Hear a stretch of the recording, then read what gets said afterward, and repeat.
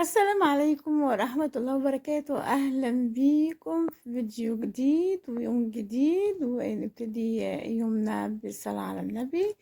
اللهم صل وسلم وبارك على سيدنا محمد، ودعائنا يا رب اشرح لي صدري ويسر لي أمري.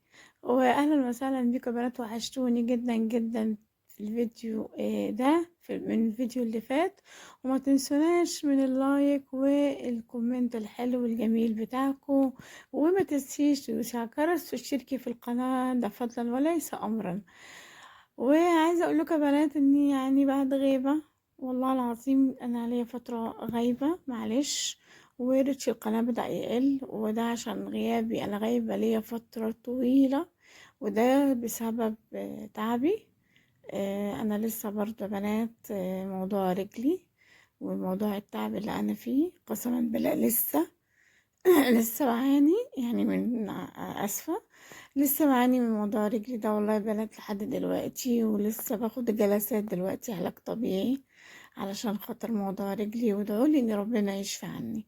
قمت طبعا في اليوم ده والله اتسندت الحمد لله رب العالمين، وقمت عملت كده يعني فطار بسيط، الحمد لله ربنا يعني اللي جاب بيه ربنا الحمد لله.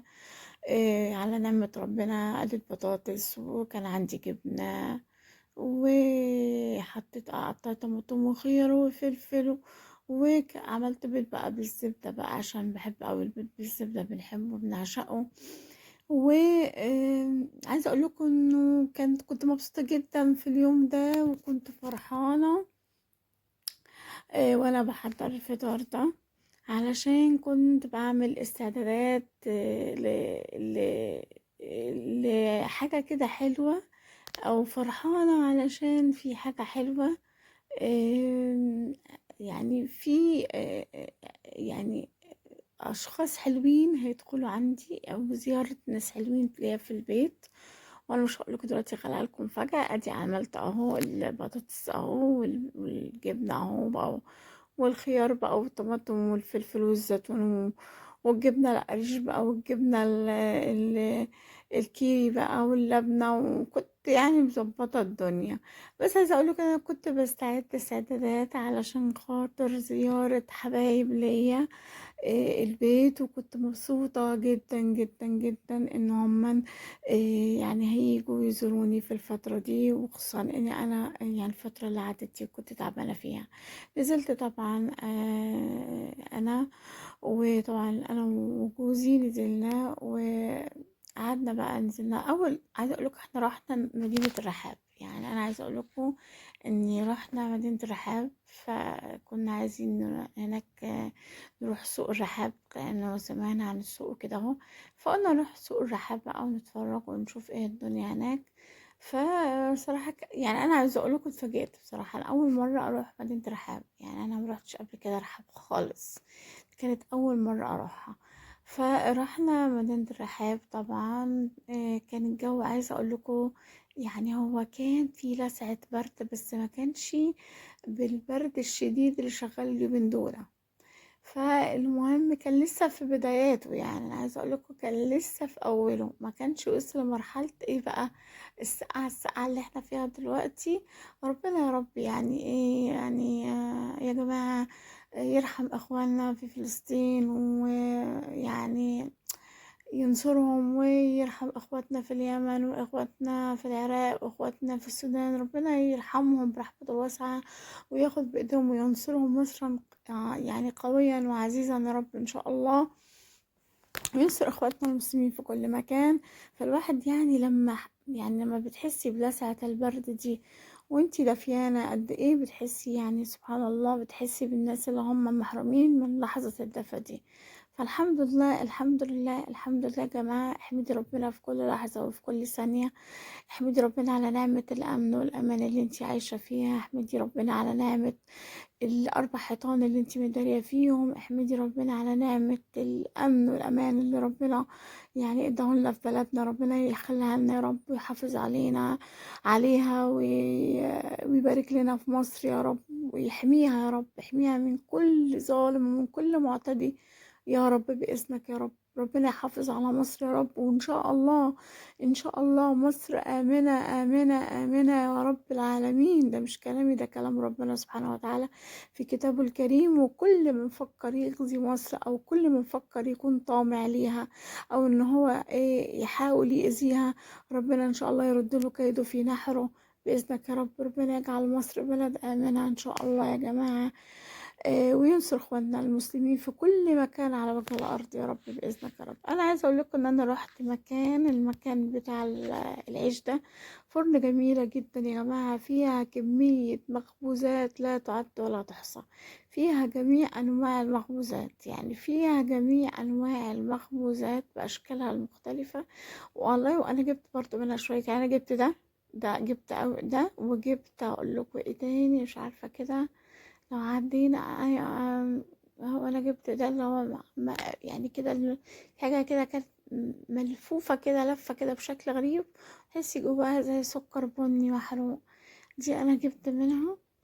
كنت جايبة برضو، جبت بسكوت كده صغير مربع تربية، بس مفهوش سكر علشان يعني خالص يعني نسبة السكر. معلش انا كنت بتوب عشان بتوب، لان انا صاحية من النوم بدري الساعة 6، 6 الصبح. فالمهم جبت نوع بسكوت مفهوش نسبة سكر. انا قلت له عايزة حاجة مفيهاش سكر خالص، علشان يعني كل التعب اللي انا فيه ده، وكل الألم اللي انا فيه ده، والالتهابات الاعصاب اللي انا فيها دي كلها كانت بسبب السكر. يا جماعة بنصحكم نصيحة والله من اخت ليكم، اياكوا سكر كتير، بلاش تاكلوا سكر كتير. هو ده اللي بقولكوا ان انا اشتريته ده، لو في سكر بني، بس انا اشتريته مش انا، يعني هو جوزي كان حابه فهو اللي اشتراه واخده. كان عاجبه واخده. يعني عايزه اقول لكم، يعني بصوا حافظوا على نفسكم على قد ما تقدروا. اياكم والابيضين، سيدنا النبي صلى الله عليه وسلم اوصى بنا، اياكم الابيضين، ايانا والسكر الابيضين، السكر والملح، خدوا بالكم يعني. وفي مقولة تانية قالت لكم السكر والملح والدقيق، يعني هما التلاتة أبيض كمان مش 2 بيض. فأنا أعرف الاتنين الأبيضين الملح والسكر اللي هما المضرين. فحاولي إنك انتي على قد ما. وكمان كان البسكوت ده يا بنات حلو قوي، كان طعمه جميل. احنا كنا واقفين كل ما بنقف عند بتاع ده وعجبتني حاجة فبقول له ممكن أدوق، فبيقول اتفضلي دوقي. فكانوا الناس بصراحة يعني ذوق جدا. فرن في الرحاب تحفة. الفرن دي يا بنات في سوق الرحاب، وعايزة اقول لكم والله العظيم فيها شوية حاجات من الاخر. كل الحلويات الشرقية والحلويات الغربية. يعني عايزة اقول لكم بصوا، كنافة، بسبوسة، قطايف، بسكوت، ايه تاني، جلاش، صوابع زينب، مش عارفة، كل اللي انتوا بصوا، كل اللي تتخيلوه من الحلويات الشرقية هتلاقوه موجود. كل المخبوزات هتلاقوها موجودة. حلويات غربية، جاتوهات، تورت، هتلاقوه موجود. كانت بصراحة فرن قوية. باتيهات، كرواسونات، باتيهات بالكريمة، حاجات كده. بصوا يعني الفرن كانت آه، يعني شاملة كاملة، فيها كل المخبوزات. عشان كده أنا وجوزي طولنا قوي. ده كان كعب الغزال أهو، اللي هو محشي بالعجوة. كان طعمه حلو على فكرة يا بنات. أنا دقت حتة صغننة، يعني صغننة جدا، يعني جوزي كان بياكل واحدة، فأنا خدت منه حتة صغننة تنتوفة صغننة، عشان انتوا عارفين ان السكر عندي الحمد لله رب العالمين يا رب، الحمد لله عالي. فبحاول على قد ما اقدر ما اكلش حاجات فيها سكريات. فكنت حريصة على حتى ان الحاجات اللي انا بشتريها تكون حاجات يعني اكتر فيها يعني الدقيق اللي هو البني، علشان ده ما بيرفعش السكر. بحاول على قد ما اقدر ان انا ما اكترش من السكريات، وقللت. والله انتوا عارفين يا بنات، انا كنت عندي سكر وكنت بشرب 3 معالق سكر، يعني كنت مريضة سكر، كنت برضه بقاوح وبشرب 3 معالق سكر. فدلوقتي يعني انا يعني ليا فترة بعد تعبي، دلوقتي ليا تقريبا ليا دلوقتي دخلت في الشهر التاني بعد تعبي. والله مش فاكرة الشهر التاني او التالت. انا من شهر 10 وانا تعبانة، لا ده الشهر التالت. وانا آه، ممتنعة عن يعني بصوا السكر ما فيش، هي معلقة بحطها الصبح مع النسكافيه اللي بشربه او مع الشاي اللي بشربه معلقة واحدة، وبالليل لما بشرب قرفة سخنة، عشان القرفة السخنة طبعا القرفة من الحاجات اللي بتحرق السكر في الدم، فبشربها بالليل من غير اي نوع سكر، لان هي طعمها حلو فيها كده، مسكرة شوية، ما بشربش فيها سكر خالص. فانا بنصحكم كلكم ان يا جماعه حاولوا على قد ما تقدروا ما تاكلوش وتشربوش قصة سكر كتير، ولا تحطوا على اكل ملح كتير، ربنا يعافينا ويعافيكم. ولك يا بنات انا برضو ما تنسيش، لو كنت نسيتي وتهتي مني، ما تنسيش تحطي لايك وتحطي كومنت وتشتركي في القناة فضلا وليس امرا. اختكم والله العظيم عايزه اقول لكم ريتش القناة بدأ ينزل جدا جدا جدا، عايزه اقول لكم ان هو واقع، يمكن انا علشان ليا فتره ما بنزلش فيديوهات، بس انا عارفه انه يا حبايبي انتوا يعني ربنا يبارك لي فيكم وما يحرمنيش منكم ابدا، ان انتوا برضو هتقفوا جنبي وهتبتدوا وتدعموني من تاني، وتقفوا جنبي وتعملوا لي لايك وتساعدوني وتدعموا القناة من أول وجديد، وتحاولوا ان هي تخلوها تقف على رجلها. والله يا بنات القناة بدأت تقع وانا زعلانة جدا، بس انا يعني ظروف تعبي هي اللي خلتني اقسم بالله مقصرة جدا في موضوع التصوير. بعدين رحت قعدت بقى في مكان هنا حلو قوي، اسمه مش فاكرة اسمه قهوتك تقريبا، هو ده قهوتك، تهيألي مش عارفة اسمه قهوتك ولا ايه، المهم قعدنا فيه وشربنا حاجة دافية، لأن أنا كنت وقتها سقعانة وبردانة، فشربت حاجة دافية وقتها. وبصراحة كانت القعدة جميلة، عايزة أقول لك القعدة في المكان ده بلد تحفة بصراحة. القعدة في السوق يعني كانت تحفة، المكان كله صراحة رائع، المكان اللي أنا روحته كان رائع رائع رائع. منطقة السوق دي في الرحاب كانت منطقة جميلة، جميلة بمعنى يعني الكلمة، عجبتني جدا جدا، ولو جاتني الفرصة أنا يعني إن شاء الله هروح تاني وهصور لكم تاني بإذنك يا رب إن شاء الله. ف عايزة أقول لكم إنه الحمد لله رب العالمين، يعني كان يوم جميل والله. أنا كنت تعبانة بس بصوا هنا كنا وبعد كده بقى دخلت مطعم سوري، دخلنا مطعم سوري اسمه مش فاكرة، كان زين الشام تقريبا عايزة أقول لكم كان الأكل تحفة تحفة تحفة. أنا كنت بقى بريت فخدت حاجة سخنة وبعدين جوعت، فدخلنا بقى قلنا ايه، انا كنت جعانه جدا ومش قادره طبعا. عايزه اقول لكم مريض السكر لما بيجوع بيبدا يهبط، فبدات اهبط وسكري بدا يوطى، فانا قلت مش قادره اتحرك، فدخلنا ناكل. وبعد كده نزلنا بقى قعدنا نتمشى في تاني في السوق بتاع الرحاب. وصراحة من أسعد يعني من أسعد الأوقات اللي أنا قضيتها في اليوم ده، واللي هي يعني عايزة أقول لكم كده فكيت فيها عن نفسي شوية، وحسيت إن أنا يعني بغير جو، وحسيت إن مودي أفضل من الأول بكتير. والله يا جماعة كان هو اليوم ده بصراحة، يعني اليوم ده غير كتير في مودي وغير كتير في حالتي النفسية. أنا كنت ليا فترة جامدة والله، يعني بص كنت كان ليا فترة كده يوم كده ممتنعة على النزول، مش عشان أنا ممتنعة، لا، علشان أنا مش قادرة أنزل، مش قادرة أتحرك، مش قادرة أدوس على رجلي.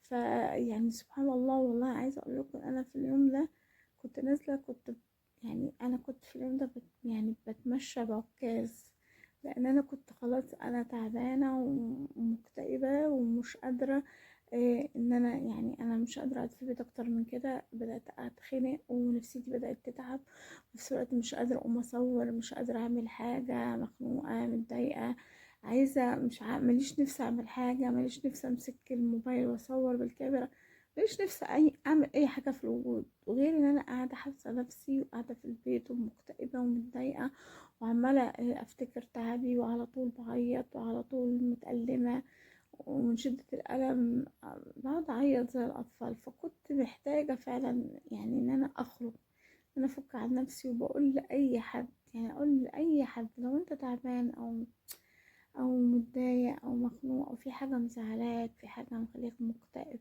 في مشكلة عندك، مهموم، لا حاول تنزل، حاول تفك عن نفسك، حاول حتى لو نزلت اتمشيت كده هو حوالين البيت هتلاقي نفسك، يعني حتى لو انت ما كنتش قادر تفكر هتلاقي نفسك يعني بتعيد تفكيرك من أول وجديد بطريقة تانية، بطريقة أحسن. سبحان الله هتلاقي نفسك بتبدأ تلاقي كده في حلول للمشكلة اللي انت فيها.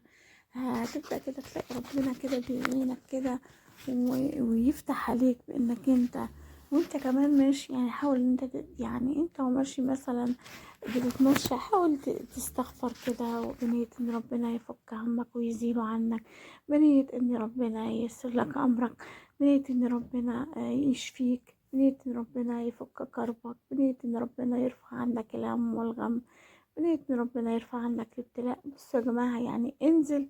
يعني كنت في اليوم ده نازلة والله انا يعني نازلة بتمشى بعكاز وعمالة وأنا ماشية بستغفر ويعني وبنادي وربنا والله بستغفر جوايا وعمالة ماسكة بقى سبحتي في ايدي وبستغفر وعمالة أقول يعني يا رب اشفيني بنية الشفاء. وإن كنت وصلت معايا لآخر الفيديو شكرا لكم وسلام عليكم.